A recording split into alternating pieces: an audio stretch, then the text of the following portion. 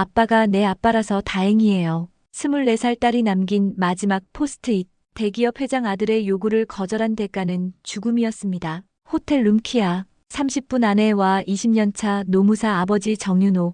회사의 침묵 앞에서 무너졌지만 딸의 메시지를 본 순간 모든 게 바뀌었죠. 대기업 대 한 아버지의 처절한 복수극. 정의를 위한 아버지의 마지막 승부가 시작됩니다. 1초면 되는 좋아요와 구독으로 응원해주세요. 감사합니다. 지금 바로 시작합니다. 새벽 6시 알람 소리가 울리기 전에 정윤호는 이미 눈을 떴습니다. 20년 넘게 몸에 밴 습관이었죠. 슬리퍼를 신고 부엌으로 향하는 발소리는 조용했습니다. 딸 지수가 아직 자고 있을 테니까요. 냉장고 문을 열고 어제 남은 반찬들을 꺼내기 시작했습니다. 계란말이 재료부터 준비하면서 윤호는 작은 미소를 지었습니다. 매일 아침 이 시간이 가장 좋았어요. 가스레인지에 팬을 올리고 기름을 두르는 동안 윤호는 지수 방 쪽을 살짝 바라봤습니다. 아직 조용한 걸 보니 30분은 더 잘 것 같았어요. 그 시간이면 도시락 준비는 충분했습니다. 계란을 풀고 소금을 넣어 젓가락으로 저으며 윤호는 어제 지수가 한 말을 떠올렸습니다. 회사에서 정규직 전환 심사가 내달부터 시작된다고 했죠. 9개월 동안 성실히 일한 지수라면 분명 좋은 결과가 있을 거라고 믿었습니다. 아빠, 또 일찍 일어나셨어요? 지수가 머리를 헝클어뜨린 채 부엌으로 나왔습니다. 잠옷 차림에도 단정한 인상이 느껴지는 건 윤호를 닮은 탓이었죠. 어서 세수하고 와. 도시락 거의 다 됐다. 윤호는 계란말이를 접시에 옮기며 말했습니다. 노릇노릇하게 잘 익은 계란말이를 보며 만족스러워했어요. 지수는 아버지의 뒷모습을 바라보다가 세면대로 향했습니다. 도시락통에 밥을 담고 반찬을 정갈하게 넣는 윤호의 손놀림은 능숙했습니다. 20년 넘게 혼자 살림을 꾸려온 덕분이었죠. 김치, 계란말이, 어제 저녁에 만든 조림까지 색깔 맞춰 예쁘게 담았습니다. 아빠, 나 정규직 되면 집에 큰 건조기 사줄게요. 세수를 마친 지수가 수건으로 얼굴을 닦으며 말했습니다. 윤호는 도시락 반찬을 정리하던 손을 잠시 멈췄어요. 그런 걱정 말고 내 일만 열심히 해. 그래도요. 아빠 혼자 너무 고생하시잖아요. 지수는 식탁에 앉아 우유를 따르며 말했습니다. 윤호는 도시락 뚜껑을 닫고 지수 앞에 놓았어요. 지수가 고마워하는 표정을 보면 매일 아침 일찍 일어나는 피로가 다 사라졌습니다. 고생이 아니야. 너 때문에 사는 맛이 나는 거지. 두 사람은 마주 앉아 간단한 아침을 먹었습니다. 지수는 아버지가 싸준 도시락을 가방에 넣으며 웃었어요. 팀장님이 그러는데 우리 팀에서 도시락 싸오는 건 나뿐이래요. 다들 편의점에서 사 먹는다고. 그게 뭐가 자랑이야. 집밥이 최고지. 윤호는 지수의 어깨에 손을 올리며 말했습니다. 지수가 현관에서 구두를 신는 동안 윤호도 정장 재킷을 입었어요. 거울 앞에서 넥타이를 매며 오늘도 의뢰인들을 만날 준비를 했습니다. 아빠도 오늘 하루 화이팅 하세요.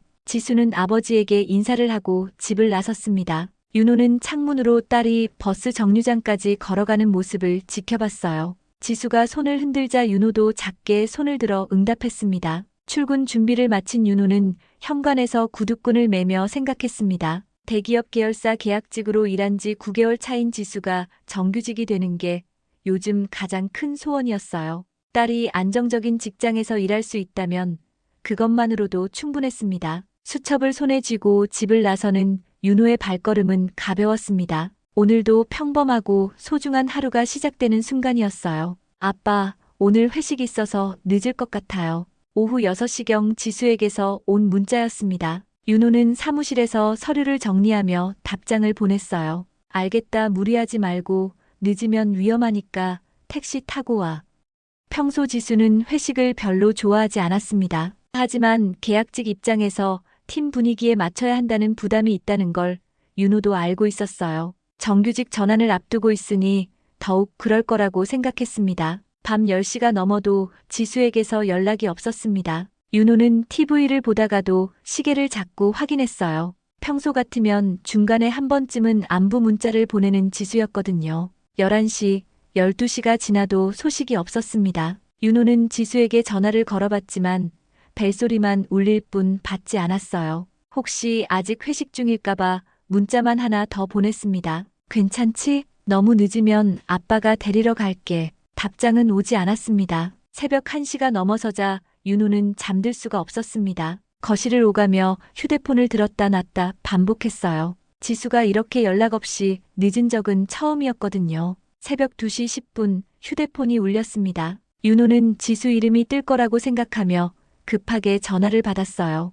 여보세요? 정지수 씨 보호자 맞으신가요? 낯선 남자 목소리였습니다. 윤호의 가슴이 철렁 내려앉았어요. 네, 아버지입니다. 무슨 일이? 강남서 경찰서입니다. 정지수 씨가 의식불명 상태로 발견되어 현재 병원으로 이송됐습니다. 지금 바로 오실 수 있으신가요?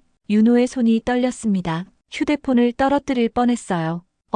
어디서 발견됐다고요? 회사 건물 뒤편 쓰레기장 아래에서 오늘 새벽 1시경 발견됐습니다. 자세한 얘기는 오셔서. 윤호는 더 이상 들을 수 없었습니다. 전화를 끊고 옷을 아무거나 집어입었어요. 손이 너무 떨려서 단추를 제대로 끼우지도 못했습니다. 택시를 타고 병원으로 가는 동안 윤호의 마음은 가라앉기만 했습니다. 회사 건물 뒤편이라니 회식 자리에서 무슨 일이 있었던 걸까요? 지수가 왜 그런 곳에 혼자 있었을까요? 응급실에 도착했을 때 의사가 심각한 표정으로 윤호를 맞았습니다. 간이 파열되고 폐출혈이 심합니다. 낙상으로 인한 외상이 여러 곳에. 의사의 말이 귀에 들어오지 않았습니다. 윤호는 중환자실 문 앞에서 무너져 앉았어요. 새벽 4시 30분 의사가 다시 나왔습니다. 그의 표정만 봐도 알 수 있었어요. 유족분께 죄송합니다. 그렇게 아빠 윤호의 세상이 무너져 내렸습니다.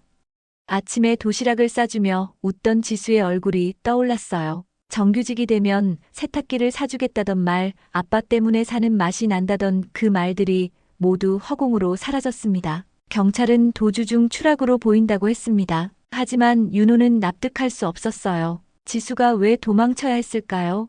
회식 자리에서 대체 무슨 일이 있었던 걸까요? 병원 복도에 앉아있는 윤호의 뒷모습은 초라하기 그지없었습니다. 어제까지만 해도 평범한 아버지였는데 하루 만에 모든 게 달라져 버렸어요. 장례를 치르고 3일 후 윤호는 지수가 다니던 회사를 찾아갔습니다. 검은 정장에 넥타이를 단정히 맨 모습이었지만 며칠 사이 야윈 얼굴이 역력했어요. 인사부에 정지수 관련해서 상담받으러 왔습니다. 접수 직원은 윤호를 위아래로 훑어보더니 내선 전화를 걸었습니다. 잠시 후 노민정 인사부장이 나타났어요.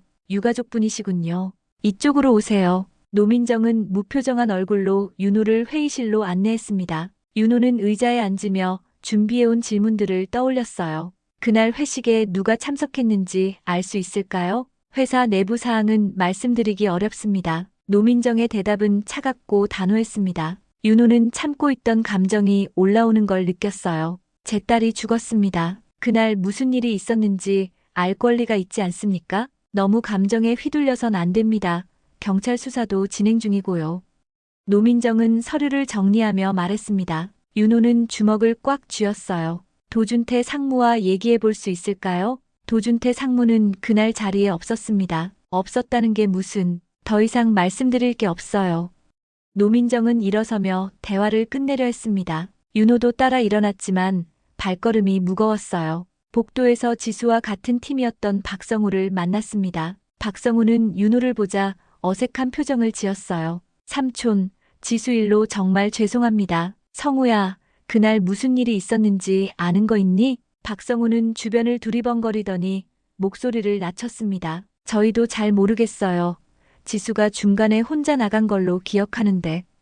혼자 나갔다고? 왜? 그건 잘 모르겠습니다. 박성우는 더 이상 말하지 않았습니다. 윤호는 다른 동료들에게도 물어봤지만 모두 비슷한 반응이었어요. 아무도 그날 일에 대해 구체적으로 말하려 하지 않았습니다. 윤호는 CCTV 확인을 요청했지만 개인정보 보호를 이유로 거절당했습니다. 회식 참석자 명단도 지수의 개인 사물함 정리도 모두 막혔어요. 죄송하지만 절차상 불가능합니다. 어디서나 같은 대답만 돌아왔습니다. 윤호는 회사 로비에서 한참을 서 있었어요. 딸이 9개월 동안 다녔던 이곳에서 무슨 일이 있었는지 아무것도 알 수 없었습니다. 그날 밤 윤호는 집에 돌아와 책상 앞에 앉았습니다. 노무사로 20년을 일하면서 수많은 부당한 일들을 봤지만 이렇게 무력감을 느낀 적은 처음이었어요. 지수의 방문을 열고 들어갔습니다. 아직 그대로 남아있는 지수의 흔적들을 보며 윤호는 무릎을 꿇고 앉았어요.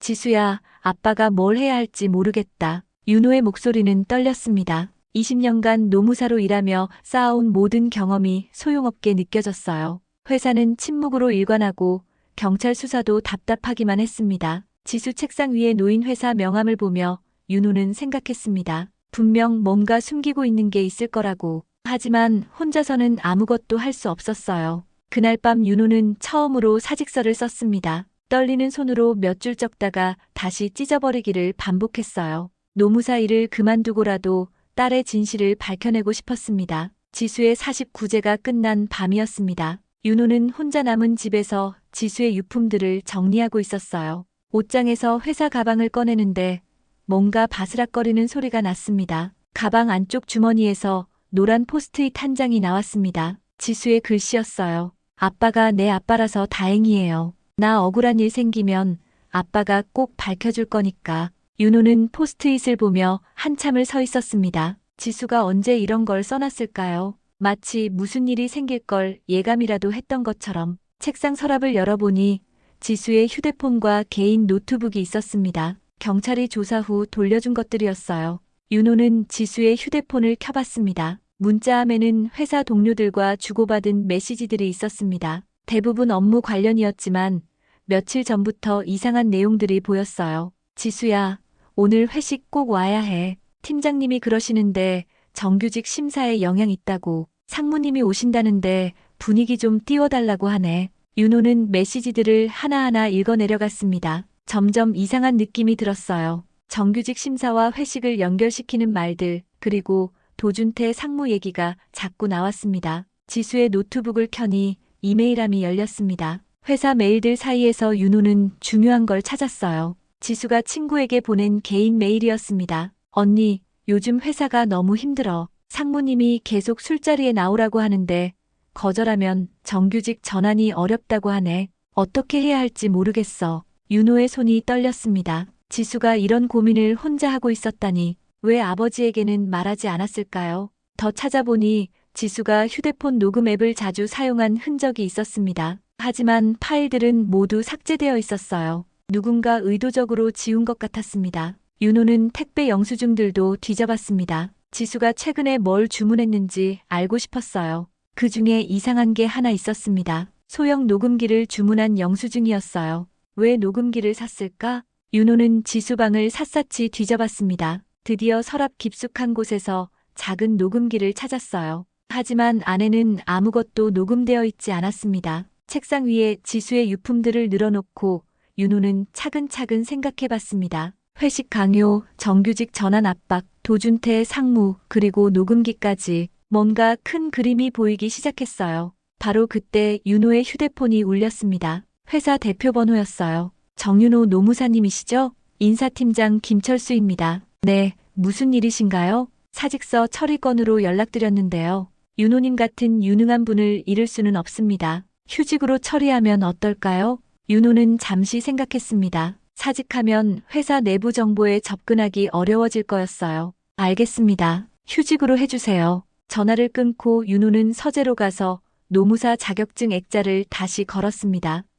몇 주 전에 사직서를 쓰려다가 포기했을 때부터 벽에 걸어두지 않았거든요. 하지만 지금은 달랐습니다. 자격증을 다시 벽에 걸고 윤호는 책상 앞에 앉았습니다. 20년간 노무사로 일하며 쌓아온 모든 경험과 인맥을 총동원해야 할 때였어요. 지수야, 아빠가 진실을 밝혀낼게. 윤호는 지수의 포스트잇을 책상 모니터에 붙이고 컴퓨터를 켰습니다. 인터넷으로 도준태와 그 회사에 대한 정보를 찾기 시작했어요. 밤새도록 자료를 수집하며 윤호는 계획을 세웠습니다. 단순한 복수가 아니라 진실을 세상에 알리는 정의로운 싸움이어야 했어요. 지수가 마지막에 남긴 메시지처럼 아버지로서 해야 할 일이었습니다. 3개월 후 윤호는 두꺼운 파일 하나를 펼쳐놓고 있었습니다. 그동안 수집한 자료들이 가득 담긴 파일이었어요. 표지에는 도준태 관련 증거자료라고 적혀 있었습니다. 가장 위에 있던 건 1년 전부터 분석해온 회사 전체 인사관리 구조였습니다.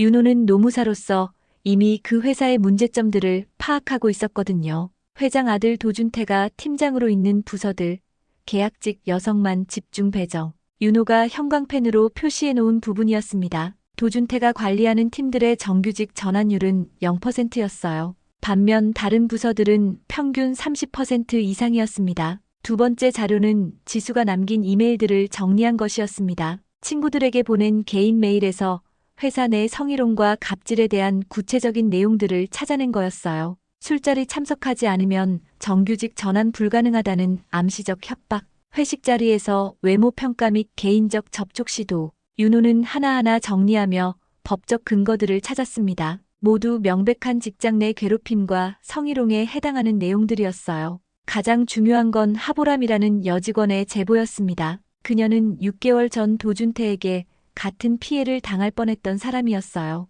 제가 몰래 녹음한 게 있어요. 하보람이 윤호에게 건넨 USB에는 충격적인 내용이 담겨 있었습니다. 도준태가 회식 자리에서 한 말들이 그대로 녹음되어 있었거든요. 걔 예쁘잖아. 술상 하나 못 차려? 어차피 계약직이잖아. 날 어떻게 할 수 있겠어?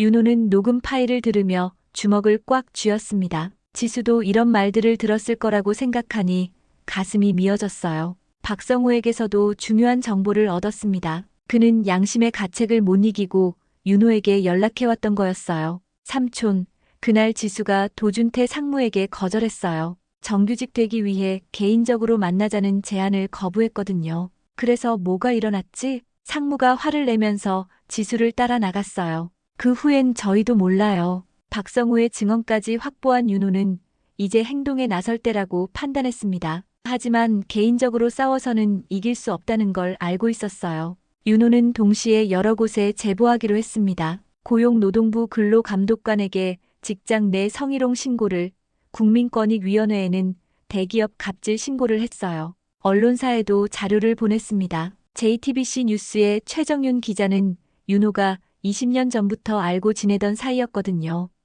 윤호 씨, 이 자료들 진짜예요? 모두 확인된 내용들입니다. 제 딸만 희생당한 게 아니에요. 최정윤 기자는 자료를 검토한 후 단독 보도를 약속했습니다. 다른 언론사들도 관심을 보이기 시작했어요. 노동청에서는 즉시 조사에 착수한다고 연락해왔습니다. 윤호가 제출한 증거들이 명확했기 때문이었어요. 마지막으로 윤호는 변호사와 상담을 받았습니다. 민사소송과 형사고발을 동시에 진행하기로 했어요. 이 정도 증거면 충분히 승산이 있습니다. 변호사의 말을 들으며 윤호는 지수의 포스트잇을 꺼내봤습니다. 아빠라서 다행이에요. 지수의 마지막 믿음에 보답할 시간이 온 거였어요. 책상 위에 모든 자료를 정리해놓고 윤호는 깊게 숨을 쉬었습니다. 3개월 동안의 준비가 끝났어요. 이제 진짜 싸움이 시작되는 거였습니다. 한 달 후 월요일 아침 JTBC 뉴스 메인 화면에 충격적인 제목이 떴습니다.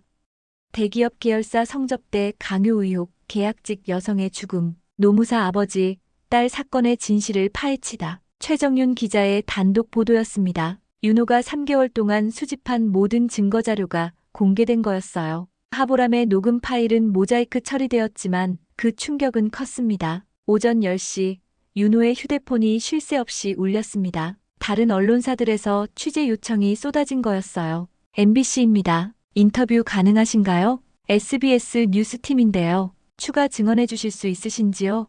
윤호는 모든 인터뷰 요청을 받아들였습니다. 진실을 더 많은 사람들에게 알려야 한다고 생각했거든요. 오후 2시경 회사 측에서 공식 입장을 발표했습니다. 노민정 인사부장이 기자들 앞에 나섰어요. 보도 내용은 사실과 다릅니다. 유가족의 오해에서 비롯된 것으로 보이며 회사는 관련 규정을 철저히 준수하고 있습니다. 도준태 상무는 그날 회식에 참석하지 않았다는 게 확인됐습니다. 하지만 윤호는 이미 준비가 되어 있었습니다. 박성우의 증언과 함께 회식 당일 CCTV 분석 자료까지 확보한 상태였거든요. 오후 4시 윤호는 기자회견장에 나타났습니다. 검은 정장에 지수의 사진이 담긴 액자를 들고 있었어요. 수십 명의 기자들이 카메라를 들이댔습니다. 제 딸 정지수가 죽은 진짜 이유를 말씀드리겠습니다. 윤호의 목소리는 떨렸지만 단호했습니다. 손에서 작은 USB를 꺼내들었어요. 이 안에는 도준태 상무가 제 딸에게 한 말들이 그대로 담겨 있습니다.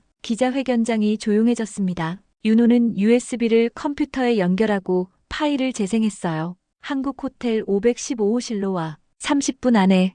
이게 마지막 기회야. 놓치면 끝이야. 그리고 거절하면 내가 사랑하는 내 아빠도 무사하지는 못할 거야. 도준태의 목소리가 스피커를 통해 울려 퍼졌습니다. 기자들이 일제히 메모를 하기 시작했어요. 제 딸은 이런 요구를 거절했습니다. 그 결과가 죽음이었어요.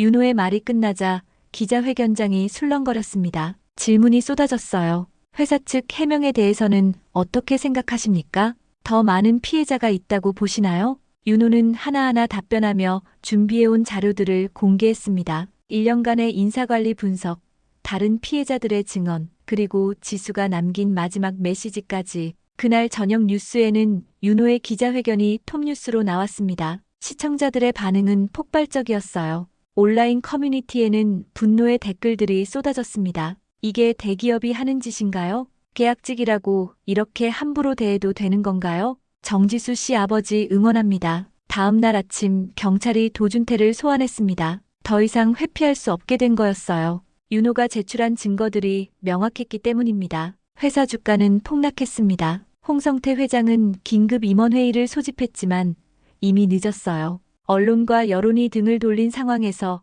수습이 불가능했습니다. 윤호는 그날 밤 지수의 사진 앞에 앉아 말했습니다. 지수야, 아빠가 약속 지켰다. 진실을 세상에 알렸어. 기자회견 이후 윤호에게는 다른 피해자들의 제보가 계속 들어왔습니다. 지수만의 문제가 아니었던 거였어요. 윤호는 복직 후 회사의 지원을 받아 더 체계적으로 사건을 정리할 수 있었습니다. 법무팀의 도움까지 받으며 완벽한 증거를 구축해 나갔어요. 기자회견 다음 날 오전 도준태가 검찰에 긴급 체포됐습니다. 윤호가 제출한 녹음 파일과 여러 피해자들의 증언이 결정적 증거가 된 거였어요. 도준태 피의자는 직권남용과 강요, 성희롱 혐의로 구속영장이 신청됐습니다. 뉴스에서 수갑을 찬 도준태의 모습이 나왔습니다. 기자들의 질문에 그는 고개를 숙인 채 대답했어요. 그년이 먼저 꼬셨어요. 저한테 정규직 되게 해달라고 먼저 접근했다고요. 그의 말을 들은 윤호는 TV를 끄고 싶었습니다. 아직도 자신이 뭘 잘못했는지 모르고 피해자를 모독하는 모습이 더 화가 났어요. 같은 날 오후 홍성태 회장이 기자회견을 열었습니다. 하지만 사과가 아닌 변명이었어요. 아들의 개인적인 일탈을 회사 전체의 문제로 확대 해석하는 건 부당합니다. 극각 계약직 하나 때문에 회사 전체가 매도당하는 상황을 이해할 수 없어요. 홍성태 회장의 발언이 생중계되자 여론은 더욱 악화됐습니다. 윤호는 회사 사무실에서 그 장면을 보며 주먹을 쥐었어요. 계약직 하나 죽었다고 이렇게 난리를 치는 건가요? 회장의 추가 발언까지 나오자 시청자들의 분노는 극에 달했습니다. 온라인에는 회사 불매운동이 시작됐어요. 그날 저녁 윤호에게 지수의 회사 인사부에서 전화가 왔습니다. 노민정 부장이었어요. 정 노무사님, 저희 회사에서 합의를 원합니다. 조건을 말씀해 보세요. 합의요? 적절한 보상금과 함께 조용히 마무리하면 어떨까 해서요. 윤호는 전화를 끊어버렸습니다. 돈으로 해결하려는 그들의 태도가 끝까지 변하지 않았어요. 다음 주 국정감사에서 이 사건이 다뤄졌습니다. 국회의원들이 홍성태 회장을 호출해 질타했어요. 대기업이 이런 식으로 직원들을 관리해도 되는 겁니까? 계약직 여성들을 뭘로 보고 계시는 겁니까? 홍성태 회장은 계속 변명만 늘어났습니다. 하지만 이미 여론은 돌이킬 수 없을 정도로 악화된 상태였어요. 한 달 후 검찰이 홍성태 회장에게도 수사를 확대했습니다. 조직적인 성희롱 은폐와 직권남용 혐의였어요. 그는 출국을 시도하다가 인천공항에서 출국금지 조치를 당했습니다. 회장님, 피해자 유족에게 사과할 말씀 없으십니까? 공항에서 기자들의 질문을 받은 홍성태는 여전히 오만한 표정이었어요. 법정에서 보겠습니다. 그날 밤 뉴스를 본 윤호는 처음으로 눈물을 흘렸습니다. 지수가 죽은 지 6개월 만에 진실이 세상에 알려진 거였어요. 윤호는 사무실에서 회사 동료들과 함께 최종 보고서를 작성했습니다. 회사의 전폭적인 지원 덕분에 더 체계적인 자료를 완성할 수 있었어요. 이제 정말 끝이 보이네요. 동료의 말을 들으며 윤호는 고개를 끄덕였습니다. 혼자였다면 불가능했을 일이었어요. 2개월 후 법원에서 1심 판결이 나왔습니다. 도준태는 징역 3년, 홍성태 회장은 징역 2년에 집행유예 4년이었어요. 회사는 전직 계약직들에게 수당 전액을 지급하고 인사 시스템을 전면 개편한다고 발표했습니다. 정규직 전환 비율도 0%에서 54%로 변경됐어요. 윤호는 그날 저녁 지수의 사진 앞에 앉아 말했습니다. 지수야, 넌 정규직 못 됐지만 너 때문에 수많은 아이들이 살아났다. 회사 동료들이 윤호의 노고를 인정하며 특별 표창을 주었습니다. 하지만 윤호에게는 지수의 포스트잇 한 장이 더 소중했어요. 아빠라서 다행이에요. 지수가 남긴 그 믿음을 지켜낸 거였습니다. 1년 후 윤호는 새로운 일상을 살고 있었습니다. 매일 아침 6시에 일어나는 습관은 여전했지만 이제 혼자만의 아침이었어요. 지수 없는 식탁에서 간단한 아침을 먹으며 하루를 시작했습니다. 회사에서는 윤호를 정의의 노무사라고 불렀습니다. 지수 사건 이후 직장 내 성희롱과 갑질 관련 상담이 급증했거든요. 윤호는 그 모든 사건을 지수의 마음으로 대했어요. 선생님, 제가 겪는 일이 정지수 씨와 비슷해요. 상담실을 찾아온 20대 여성이 말했습니다. 윤호는 그녀의 이야기를 끝까지 들었어요. 걱정하지 마세요. 이제는 혼자가 아니니까요. 윤호의 말을 들은 그녀가 안도의 표정을 지었습니다. 지수 사건 이후 많은 것이 바뀌었거든요. 피해자들이 목소리를 내기 시작했고 사회도 그들의 편에 서기 시작했어요. 도준태는 2심에서도 징역 3년을 선고받았습니다. 그는 여전히 자신의 잘못을 인정하지 않았지만 이미 사회적으로 매장된 상태였어요. 홍성태 회장의 회사는 주가가 반토막 나며 구조조정에 들어갔습니다. 윤호는 퇴근길에 지수가 좋아했던 카페에 들렀습니다. 지수와 함께 가끔 왔던 곳이었어요. 딸기 우유 1개를 사서 지수의 사진이 있는 집으로 향했습니다. 지수야, 오늘도 너 같은 아이들을 도왔어. 윤호는 지수 사진 앞에 딸기 우유를 놓으며 말했습니다. 매일 저녁 이런 식으로 지수에게 하루 일과를 보고했어요. 책상 위에는 여전히 노란 포스트잇이 붙어 있었습니다. 아빠가 내 아빠라서 다행이에요. 그 글귀를 볼 때마다 윤호는 힘이 났어요. 휴대폰에 문자가 왔습니다. 지수 사건 이후 정규직으로 전환된 하보람이었어요. 선생님 덕분에 저희 모두 새로운 삶을 살고 있어요. 정지수 씨도 하늘에서 기뻐하실 거예요.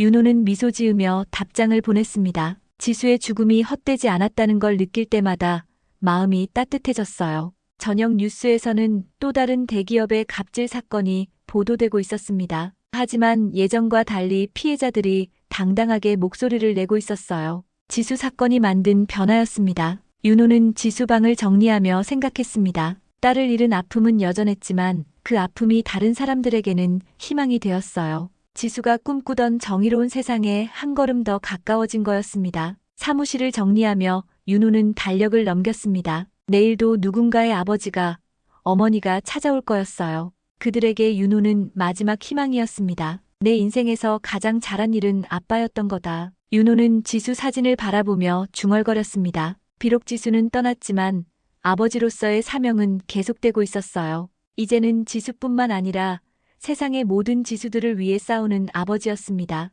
밤이 깊어가도 윤호의 사무실 불빛은 꺼지지 않았습니다. 누군가의 절망을 희망으로 바꾸는 일, 그것이 지수가 아버지에게 남긴 마지막 선물이었으니까요. 지수의 포스트잇 옆에는 새로운 메모가 하나 더 붙어 있었습니다. 지수야, 아빠가 약속 지키고 있어. 앞으로도 계속 지킬게. 오늘의 사연은 여기까지입니다. 딸의 마지막 메시지는 한 아버지의 삶을 바꿨고 결국 세상을 바꿨습니다. 오늘도 누군가의 권리가 짓밟히는 이 땅 위에서 정윤호 노무사는 포기하지 않았습니다. 그의 싸움은 단지 복수가 아니라 지수와 같은 또 다른 누군가를 위한 희망의 시작이었습니다. 당신이 혹시 지수와 같은 억울함 속에 있다면 꼭 기억하세요.